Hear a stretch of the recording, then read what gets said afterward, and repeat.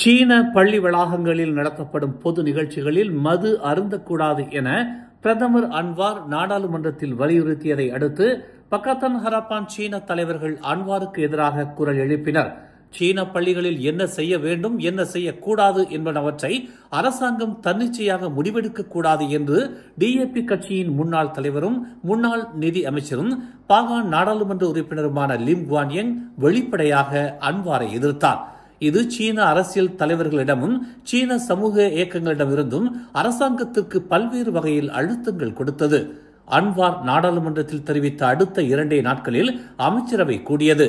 அமைச்சரவையில் சீன பள்ளி வளாகங்களில் நடத்தப்படும் பொது நிகழ்ச்சிகளில் மது பயன்பாடு குறித்து அன்வார் விதித்த கட்டுப்பாடுகள் மீட்டுக் கொள்ளப்படுவதாகவும், பள்ளி நேரமல்லாது நடத்தப்படும் பொது நிகழ்ச்சிகளில் மது பயன்பாடு வழக்கம் போல இருக்கும் என்றும் டிஏபி கட்சியின் பொதுச் செயலாளரும் போக்குவரத்து துறை அமைச்சருமான அந்தோனி லோக் அமைச்சரவை கூட்டம் முடிந்த உடனேயே செய்தியாளர்கள் கூட்டத்தில் தெரிவித்தார். சீன பள்ளிகள் குறித்து கல்வி இலாக்காவோ கல்வி அமைச்சோ எந்த ஒரு முடிவையும் தன்னிச்சையாக இதுவரை எடுத்ததில்லை.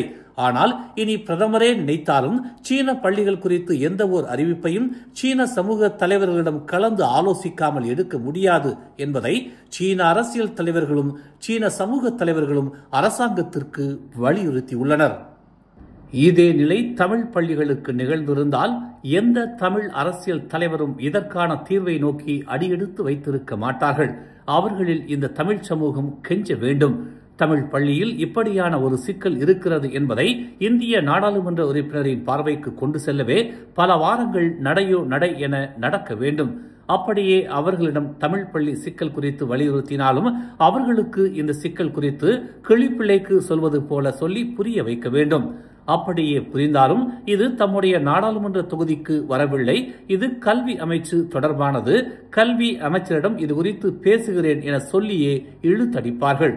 மீண்டும் அவரை காண்பது என்பது குதிரை கொம்பாகிவிடும். கல்வி குறைபாடுகள், மாணவர்கள் எண்ணிக்கை குறைவு, தமிழ் பள்ளிகளின் நில பிரச்சனை, தமிழ் பள்ளிகளின் கட்டுமான பிரச்சனை என எல்லாவற்றையும் தேய நாளிதழ் செய்திகளாக வெளியிட்டாலும் இவர்களுக்கு உரைக்காது. ஏனென்றால் பெரும்பாலான இந்திய நாடாளுமன்ற உறுப்பினர்கள் தமிழ் பள்ளிகளில் பயின்றவர்கள் இல்லை. தமிழில் பேசுவது கூட பிரிட்டிஷ் ஆங்கிலத்தின் சாயல்தான். இன்னும் சொல்ல போனால் பெரும்பாலான இந்திய நாடாளுமன்ற உறுப்பினர்களுக்கு மலேசிய தமிழ் கல்வி குறித்தான எந்த ஓர் அடிப்படை தகவலும் தெரியாது. நாட்டில் மொத்தம் எத்தனை தமிழ் பள்ளிகள் அரசு பள்ளிகளாக இருக்கிறது, எத்தனை தமிழ் பள்ளிகள் அரசு உதவி பள்ளிகளாக இருக்கிறது, எத்தனை பள்ளிகள் தனியார் நிலத்தில் இன்றைக்கோ நாளைக்கோ என இருக்கிறது என்பது கூட தெரியாது. இவர்கள் தமிழ் பள்ளி பக்கம் செல்வதெல்லாம் பரிசளிப்பு விழாவுக்கும் விளையாட்டு நாட்களுக்கு மட்டுமே. அப்போது மட்டும் 2000 ரிங்கிட் 3000 ரிங்கிட் என நிதியை கொடுத்துவிட்டு சால்வையை போர்த்தி கொண்டு வந்து விடுவார்கள். இவ்வளவுதான் இவர்களுடைய தமிழ் பள்ளி குறித்தான அறிவு என்பது. சீன பள்ளி மண்டபங்களில் நடத்தப்படும் பொது நிகழ்ச்சிகள் குறித்து அரசாங்கம் பேசக்கூடாது என சீன சமூகம் தோரணையுடன் கர்ஜிக்கிறது என்றால் அதற்கு காரணம் நாட்டில் உள்ள 1302 சீன ஆரம்ப பள்ளிகளிலும் 82 சீன இடைநிலை பள்ளிகளிலும் 63 தனியார் சீன பள்ளிகளிலும் கட்டப்பட்டிருக்கும் மண்டபங்கள் சீன சமூகத்தின் பொருள் உதவியாலும் சீனர்களின் நிதி உதவியாலும் கட்டப்பட்டது. என் சமூகத்தின் நிதியால் கட்டப்பட்ட மண்டபத்தில் எங்கள் சமூகத்தின் விருப்பம் போலவே இயங்கும் என்பதை சீன அரசியல் தலைவர்கள் வெளிப்படையாக அரசாங்கத்திற்கு வலியுறுத்துகிறார்கள். நாட்டில் உள்ள 1302 சீன ஆரம்ப பள்ளிகளில் 903 சீன பள்ளிகளில் குறைந்தபட்சம் 300 பேர் அமரக்கூடிய அளவிலான மண்டபம் உள்ளது. பெரும்பாலான இந்தியர்களின் திருமணமே அப்படியான சீன பள்ளி மண்டபங்களில்தான் நடத்தப்படுவதை நாம் அறிவோம்.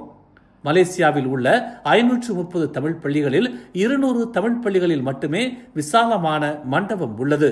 மற்ற தமிழ் பள்ளிகளில் சிறிய அளவிலான மண்டபமும் சிற்றுண்டி சாலைகளை ஒதுக்கி வைத்து மண்டபமாகவும் வகுப்பறையை ஒதுக்கி வைத்துவிட்டு மண்டபமாகவும் பயன்படுத்தப்பட்டு வருகிறது. இதிலும் அவலம் 94 தமிழ் பள்ளிகளில் மண்டபமே இல்லை. இப்போது ஆட்சியில் இருக்கும் இந்திய அரசியல்வாதிகளுக்கு இதெல்லாம் தெரியாது. அப்படியே தெரிந்தாலும் பல்லினத்துவ வாக்காளர்களின் ஆதரவை இழந்து விடுவோம் என்கிற அச்சத்தால் அமைதியாகவே இருப்பார்கள். 60 ஆண்டுகளாக ஆட்சியில் இருந்த கட்சியும் தமிழ் பள்ளிகளின் சிக்கல்களை முழுமையாக தீர்க்கவில்லை. இப்போது ஆட்சியில் இருப்பவர்களும் செய்ய போவதில்லை. குவந்தானில் உள்ள ஒரு தமிழ் பள்ளி கண்டெய்னரில் இயங்குகிறது. ஆனால் கடந்த காலங்களில் அந்த தமிழ் பள்ளிக்கு நிலம் வழங்கப்பட்டு அதிலும் ஊழல் நடந்து கட்டுமானம் தடைப்பட்டு அப்படியே 8 ஆண்டுகள் கிடப்பில் கிடந்தது. இப்போது பிரதமர் அன்வார் அந்த தமிழ் பள்ளி மீண்டும் கட்டப்பட வேண்டும் என்பதற்காக சிறப்பு நிதியை வழங்குவதாக அறிவித்துள்ளார். அந்த நிதிக்கும் ஒரு கூட்டம் இடைத்தரகர்கள் வேலை செய்யும்.